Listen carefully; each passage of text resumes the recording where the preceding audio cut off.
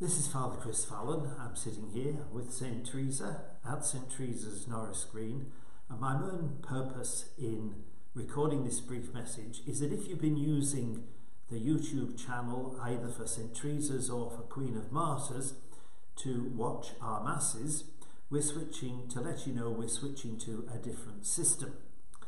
That as from this evening, Mass from both churches will be live streamed. We have a permanent live stream system that was installed yesterday. And you can find those by going to either St. Teresa's website or Queen of Martyrs' website and just clicking on the picture of the church there, the play button, and that will start the live stream. And our masses will be at 6 o'clock on Saturday this evening in both churches, 10 o'clock tomorrow here at St. Teresa's and 11:30 at Queen of Martyrs. There are other times for during the week on the website. But I just thought I would recommend to you, if you haven't seen it already, Pope Francis's message to the whole world last night, which is available on the Vatican website. If you just type in Vatican to Google, you get Vatican News, and Pope Francis's address is the main item, the first item at the moment. And he was speaking about that story in the Gospel where the disciples are on the lake and there is a terrible storm as the night draws in, and they get very frightened, and the Lord is asleep in the stern of the ship, and they call on him and they say, "Do you not care about us? We are going down."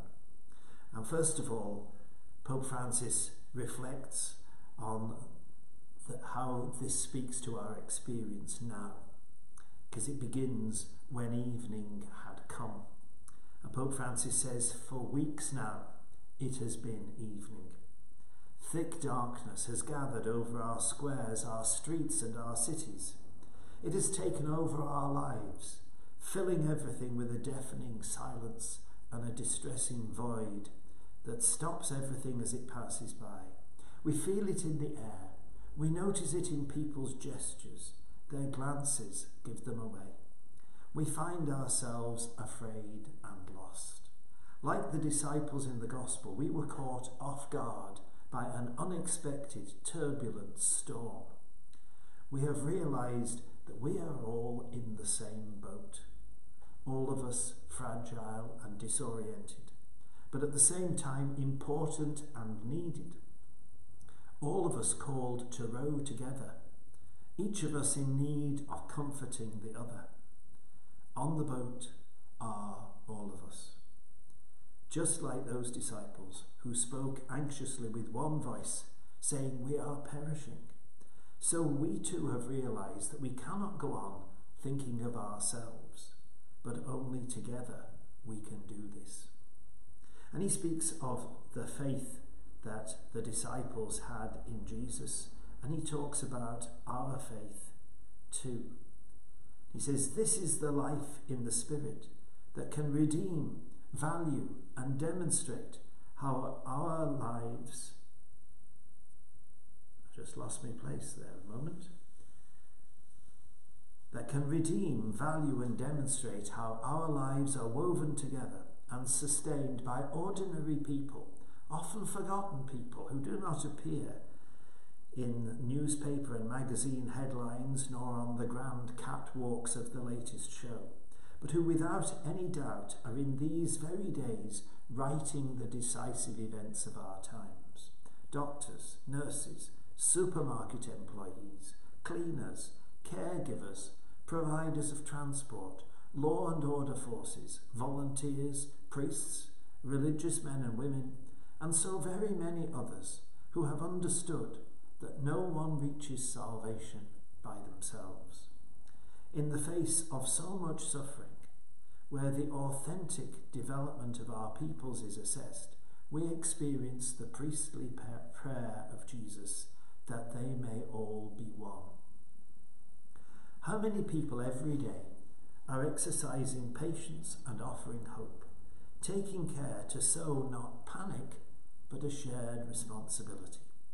How many fathers, mothers, grandparents and teachers are showing our children in small everyday gestures how to face up to and navigate a crisis by adjusting their routines, lifting their gaze and fostering prayer?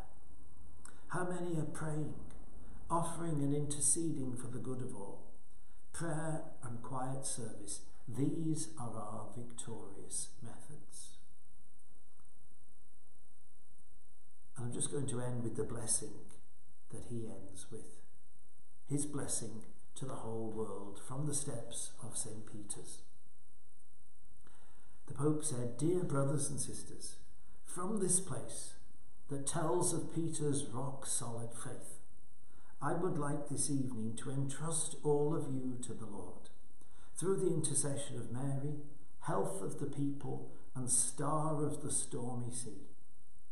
From this colonnade that embraces Rome and the whole world, may God's blessing come down upon you as a consoling embrace. Lord, may you bless the world, give health to our bodies and comfort our hearts. You ask us not to be afraid. Yet our faith is weak and we are fearful. But you, Lord, will not leave us at the mercy of the storm. Tell us again, do not be afraid.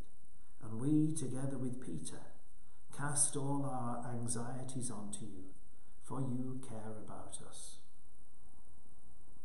That message of Pope Francis reminds me of something the Archbishop Malcolm, said in his video message to us during the week. Let's remember that the enemy is the coronavirus. Let's not let fear be the enemy. I hope that you will join us at our live stream masses from St. Teresa's or Queen of Martyrs, and you do so not on this YouTube channel, but by going to the website of St. Teresa's or Queen of Martyrs and clicking on the picture that you see there. God bless you.